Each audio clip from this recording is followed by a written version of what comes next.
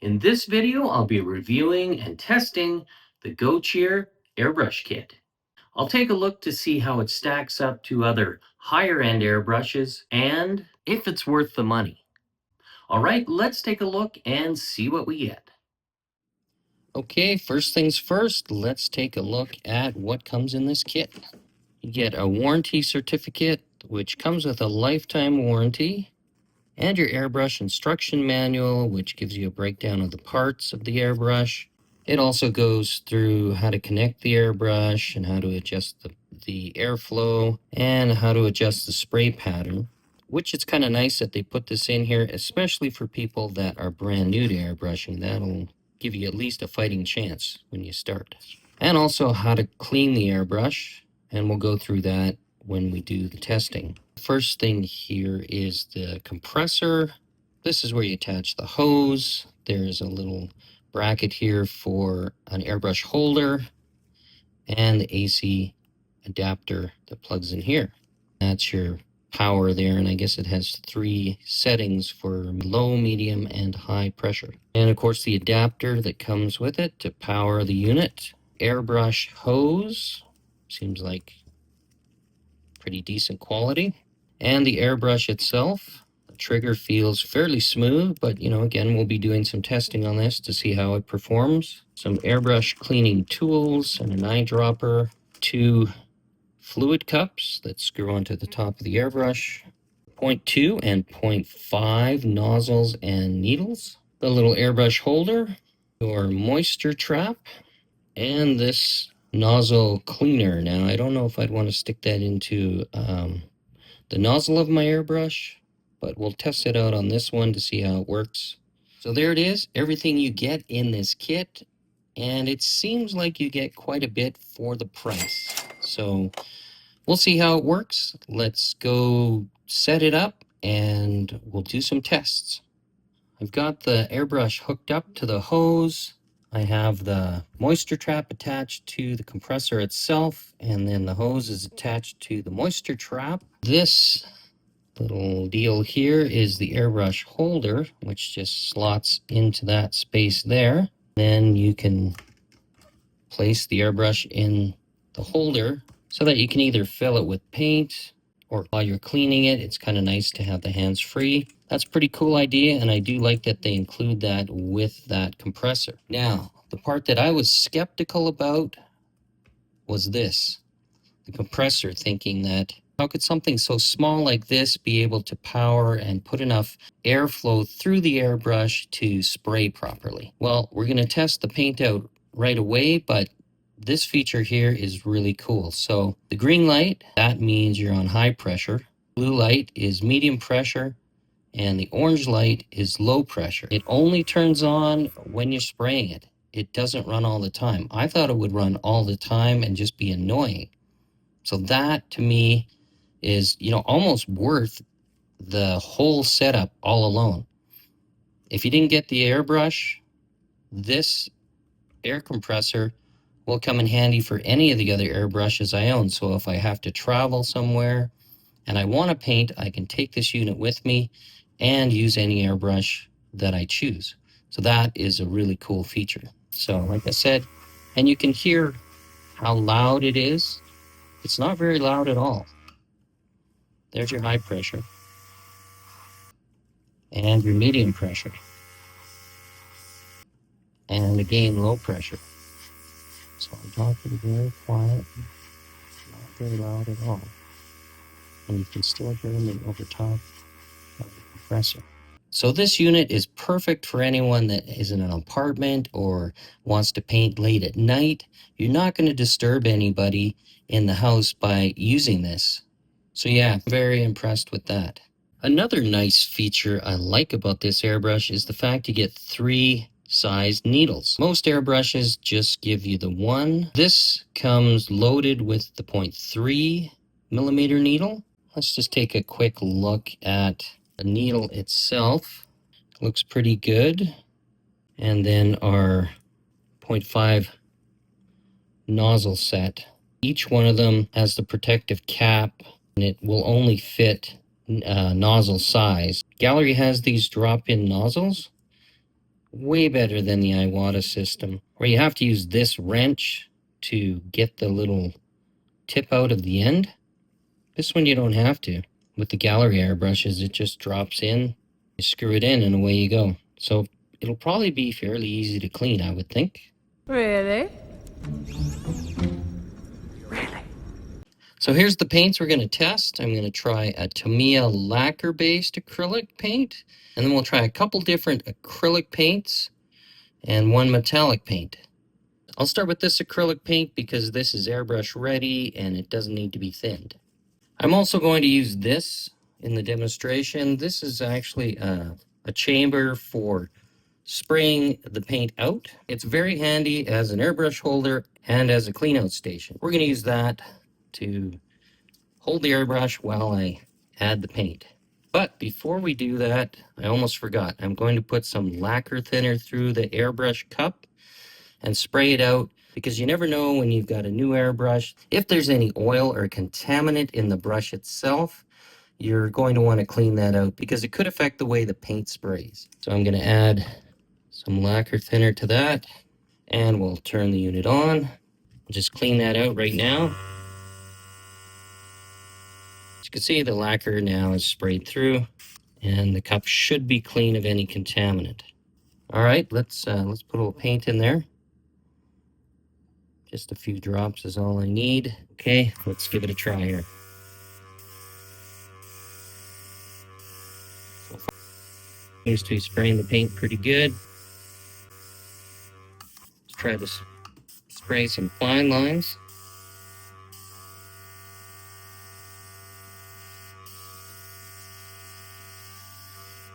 Okay, that's not bad for the 0.3 needle size that's in there. So far, I'm pretty impressed with the spray pattern on this. That's pretty good.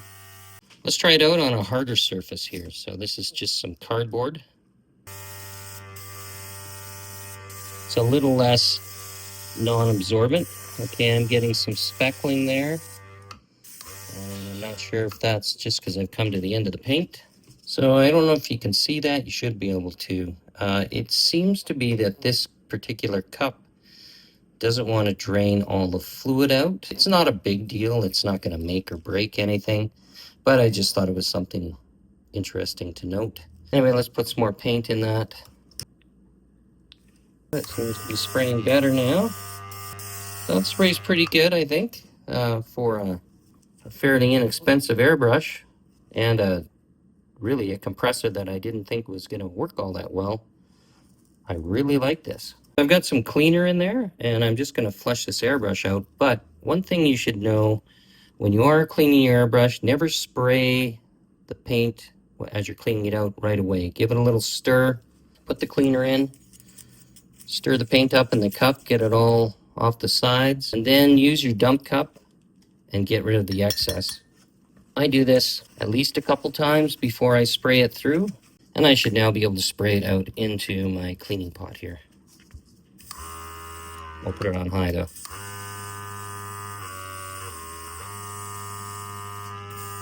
All right, let's try out the AK. I do like to add some thinner to it, and even though this is Vallejo airbrush thinner, it should work fine for the AK paint. I usually go about, I don't know, 60% thinner to 40% paint, and you should get something kind of like that. If you can see that consistency, that's a good consistency for spraying. That should go through the brush no problem.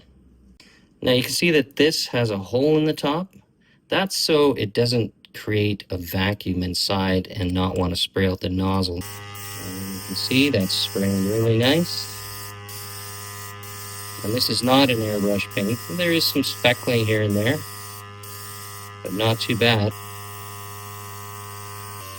So that's about as fine as you're going to be able to go with this 0.3 needle. All right, let's put some paint on a model and see how that works.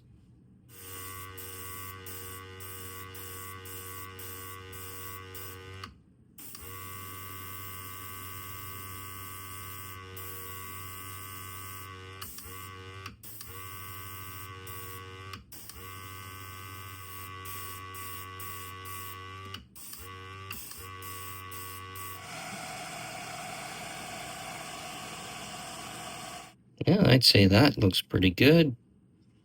Not bad for an inexpensive airbrush. Pretty smooth. Okay, I changed my mind. I'm going to go with the NATO Black because I already have that one pre-thinned.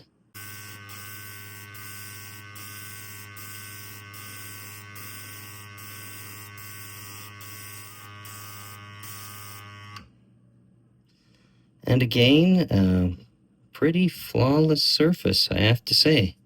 Pretty impressed with that. And to clean that particular paint out, I'll have to use some lacquer thinner. That's not perfect, but probably good enough for where I need to be right now. So we'll get rid of that. It's good practice to always just keep your tools clean as you go. I know some people probably don't care about that, but I'm a bit of a nut when it comes to my airbrushes. I do like to keep them sparkly clean. Maybe that's why my Iwatas has lasted as long as it has. Next, we'll drive some of this primer through the brush and see how it handles that. All right, I'm going straight up, no thinner. Great paint and product. Man, I gotta change those tops. Yeah.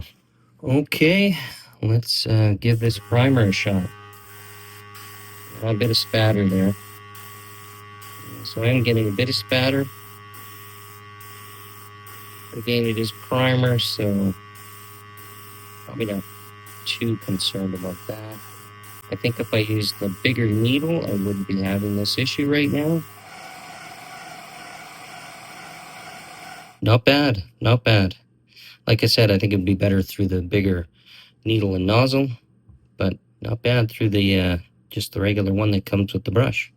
Now I did end up getting a bit of a clog here, and that's not due to the airbrush or the paint, it's a user error. I didn't get enough of the lacquer thinner out of there when I went to prime it, so I got a bit of clogging, and that'll happen if you mix the wrong cleaner with the wrong paint. Since it's apart and we've got a problem, we might as well take a look at it. This comes off like that. And you've got your needle chuck. I like to pull the needle back just a tickle and then remove this front cap. So you can see there's quite a bit of paint left in there. And then I'm going to push the needle through the front. That way you don't damage the tip. And you don't pull a bunch of paint back through the body, which can be annoying because then you're really doing a deep clean. So as you can see, it's really no different than the Iwata airbrushes or any other type of airbrush. It's got all the same components, exactly the same. The only difference being that the nozzle is a separate piece, which is cool, and I really like that because it makes cleaning so much easier. These cleaning tools actually are not bad. Really, this is probably the only one you can use, the smallest one of the bunch. It gets into the nozzle cap pretty good. In through the body here, it will fit all the way through, as you can see. So any dried paint or paint that's having trouble getting out, that works actually not too bad. Because I pulled the needle through the front, the back is still pretty clean. Again, this is only at the end of the day or the end of the session. After you're done your spraying, I like to do a thorough clean. I know a lot of people say don't take it apart. I don't know if Go Cheer voids the warranty. I'm not too concerned because I've been doing this for years. And finish up by giving the needle a good wipe. Let's go on to try the metallic paint, and then we'll see how that does. All right, we're going to spray some of this.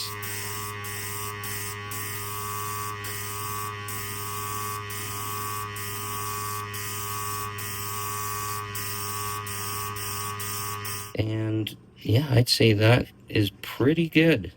So I decided to go with the US light gray instead because I think it's going to show up a little better on that gray. So there is quite a bit of speckling there, as you can see. That seems to be about as good as you can get it. It's not the greatest at small detail. As a general base layer painting airbrush, I think this one's great. But detail painting, probably not so much. And the final test I wanted to do was to see if that compressor and this hose would fit one of my premium airbrushes like this Gallery 0.2 Mobius. And it does. You can see just like there, you know, it's 100%. Look how small I can get those lines. Can't do that with the other airbrush.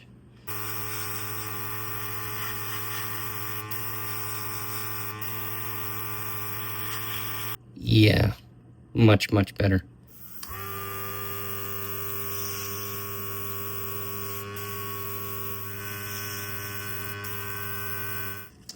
Yeah, that's much better. This little compressor will actually work and spray fine lines and work with your other airbrushes. So that alone, I think, is a great bonus. Okay, just to make this a fair test, I'm not sure spraying the Vallejo paint was really the fairest I could give to this airbrush. I'm going to spray a little bit of Tamiya paint. It does generally spray better and finer than any brand of paint that I've found. So we'll try it and see how that goes before we give a final assessment on the brush. This is at full PSI.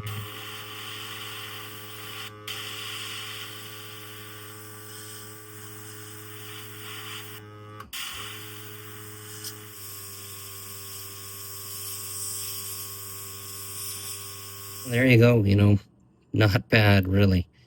So compared to the high-priced airbrushes, this one does do quite a good job. And really, I think it comes down to just experimenting with this brush, which I just have tried for the first time, and getting your paint ratio right, your thinning ratios right, and using the proper paint for the task. All right, what are my final thoughts on this airbrush set? I'll base the results on a 5-star rating, 1 on build quality, 2 performance, and the third being price.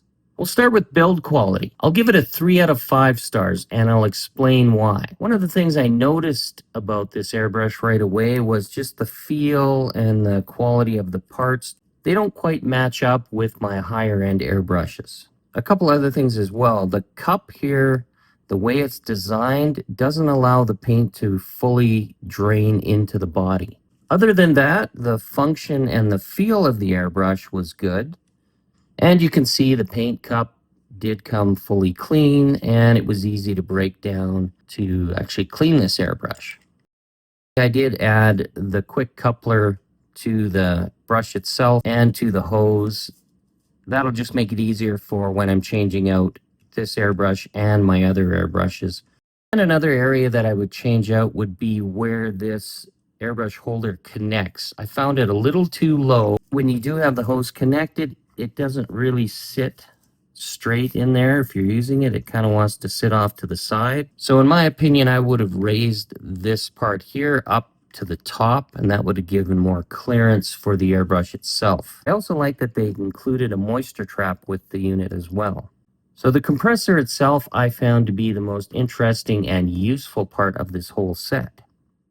So for performance, I'm going to give it a 4 out of 5 stars. It does what you need it to do. It sprays paint perfectly. The compressor works fantastic and has all the pressure you're going to need to spray paint through this airbrush. It didn't have any issues with spraying acrylic or lacquer. Again, that would come down to just practice with this particular airbrush and getting your thinning ratios dialed in properly. I also like that they have the floating nozzle. That just makes maintenance on this airbrush a lot easier. Other than not being able to dial this airbrush into spraying a really fine pattern, that was its only drawback as far as performance.